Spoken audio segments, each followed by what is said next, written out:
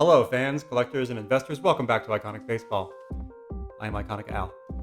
And after my amazing experience at this year's National, where I picked up a slabbed Jackie Robinson autograph, a big one for my collection, I dug into my collection and it made me want to do a video showing my top 10 slabbed autographs. Not baseball cards, but more slabbed flats.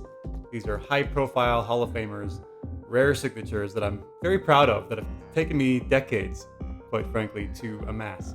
So, without further ado, my top 10 slabbed autographs. Roll the intro. Take me out to the ball game. Take me out with the crowd. Buy me some peanuts and cracker jack. I don't care if I never get back. Let me root for the home team. If they don't win, it's a shame. For it's 1, 2, 3 strikes, you're out at the old ball game. All right, let's get right into it. My top 10 slabs. Now, this is according to me. This is according to my favorite. So, starting at number 10, this is a slabbed Paul Wainer.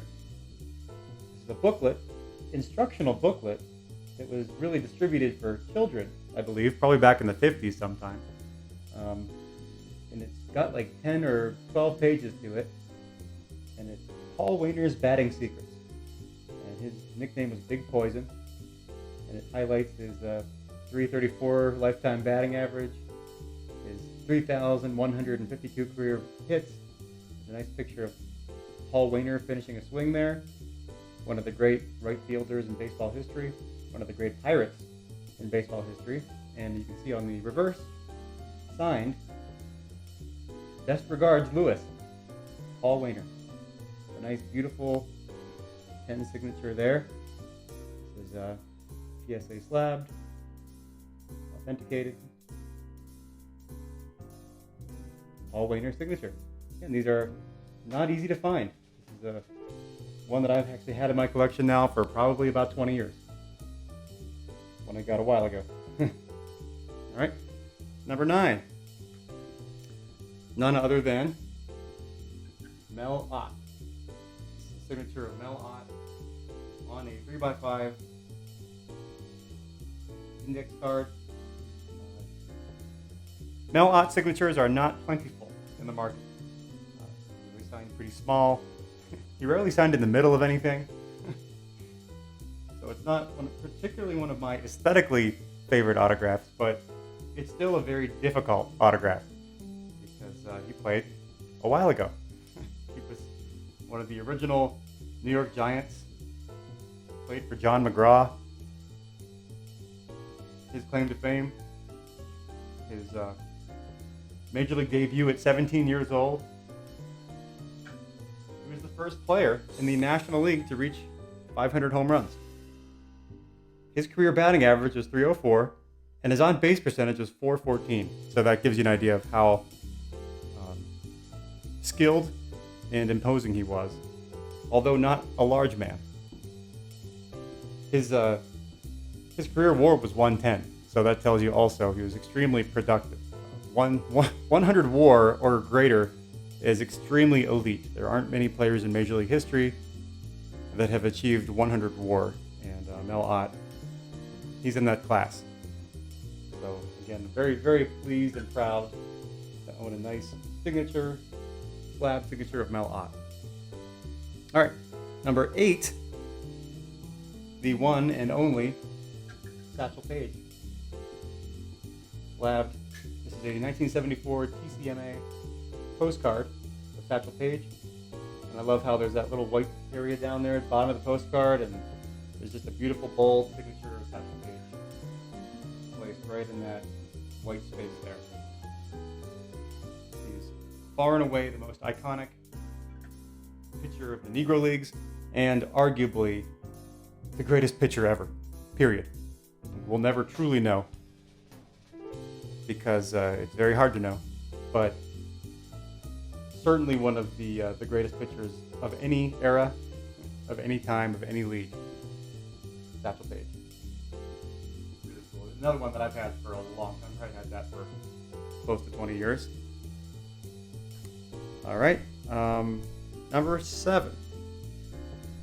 We have Double X, Jimmy Fox. One of the great sluggers of any era. Known as the Beast, or Double X.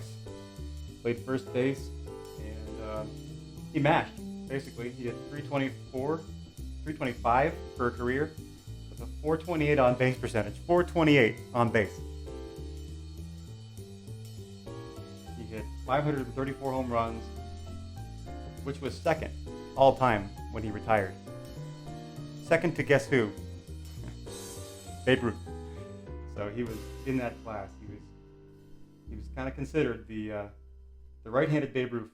He was that good. Jimmy Fox. All right. Next, we have number 5, Tris Speaker. A beautiful signature. I actually had this graded as well as authenticated. I bought this raw a number of years ago and expected it to grade a 9 or a 10, but it got an 8. Which is why I kind of think grading signatures is a little bit dumb. I mean, to me, it's pretty hard to get better than that signature for Tris Speaker, and it gets an 8. It doesn't make me like it any less, but I think authentication is important, but grading of signatures is a little bit dumb. Because at arm's length, that's really a pretty perfect Tris Speaker autograph, as far as I'm concerned. And Tris Speaker, I mean, there's not much he didn't do offensively. It was 134.7 WAR, a 345 career hitter. For God's sakes, 345 with a 428 on base percentage. He was a prodigious defensive outfielder. He still holds the record for most outfield assists in the outfield. 3,514 hits, which is still 5th all time. Tris Speaker, one of the greatest of all time. Hands down. All right. Now we're getting into the top 5. This is getting real now. Number 5, Napoleon Lajoie. This is a very hard signature to obtain. One of the great second basemen of all time. 106.9 WAR, a 338 career hitter, 5 batting titles, 3,243 hits. He actually won a home run title in 1901 with 14 home runs. So he was a power hitter too. He was actually the 3rd member of the 3,000 hit club. After Cap Anson and Honus Wagner, he was the 3rd.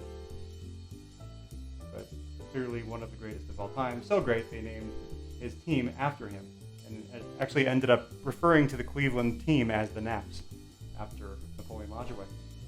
An amazing autograph. Never thought I'd own one, and then maybe it was like 4 or 5 years ago, one popped up on eBay and it was listed incorrectly, and it was spelled wrong.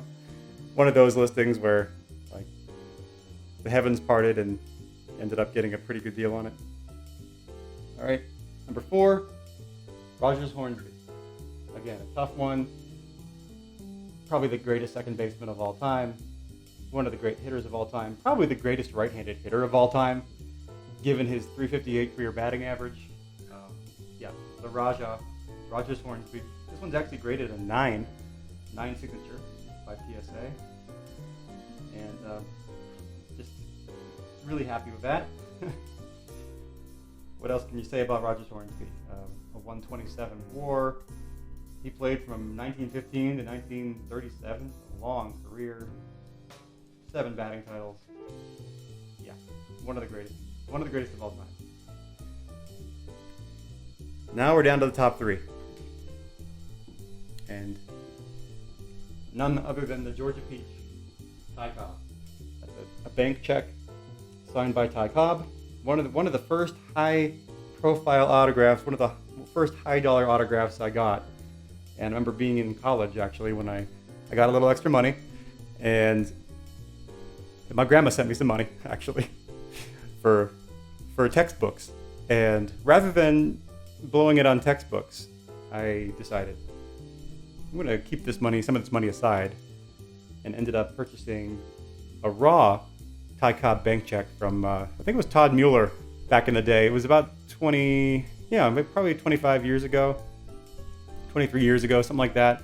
I bought a raw check from Todd Mueller for $500 and ended up getting it slabbed years later. And definitely glad that I did. But you have that beautiful Ty Cobb signature and his signature green pen. He signed in green a lot, and he made out the entire check in that same green pen on his own check. Tyrus R. Cobb. But that is number 3. All right, number 2 is the one that I just recently showed on my last video, Jackie Robinson. I think that fits right in there at number 2 among all my slabbed autographs. Definitely warrants that spot, number 2 on my list of slabbed autographs. We know that he broke the color barrier. We know how significant he was in the civil rights movement and in desegregation and all that. But let's not forget he was also a .313 career hitter with a .410 career on base percentage. So he was a dynamic and phenomenal player as well, with a great power-speed combination. He won a batting title. He won an MVP award. He won Rookie of the Year. He had a short career because he started late. He started at 28 years old. But, I mean, let's not forget how great Jackie Robinson was. There it is. All right, and without further ado, number 1 on my slabbed autograph list here is the Flying Dutchman, Honus Wagner. And that is, to this day, my favorite slabbed autograph in my collection, being a lifelong Pirates fan, and one that I would never expect that I could own in my price range. But I'll actually do a video on how I obtained that, because that probably warrants its own video. But it's an album page signed in beautiful pen, probably sometime in the 40s, I would guess, when he was a coach for the Pirates. Based on how that signature looks, his autograph changed over the years, but that looks like one that he would have signed probably as a coach in the 40s. Still a beautiful signature. Honus Wagner, the Flying Dutchman, and universally regarded as the greatest all-around shortstop in baseball history. So that lands at number 1. Let's see, Honus Wagner, 130 WAR. He won 8 batting titles, a career .328 with a .391 on base. Let's not forget he also stole 723 bases. So he was a true 5-tool player. He was a quintessential defensive player. He was fast. He had power, meaning he hit a lot of extra base hits, a lot of doubles, triples. And he won 5 stolen base titles, in addition to 8 batting titles. So he could beat you just about any way you could be beaten on the baseball field. And definitely regarded as the greatest shortstop of any era. So there it is, my top 10 slabbed autographs. This was fun for me to go through because it's been a while since I kind of dug in and got all those out of there. So until next time, keep collecting and stay iconic.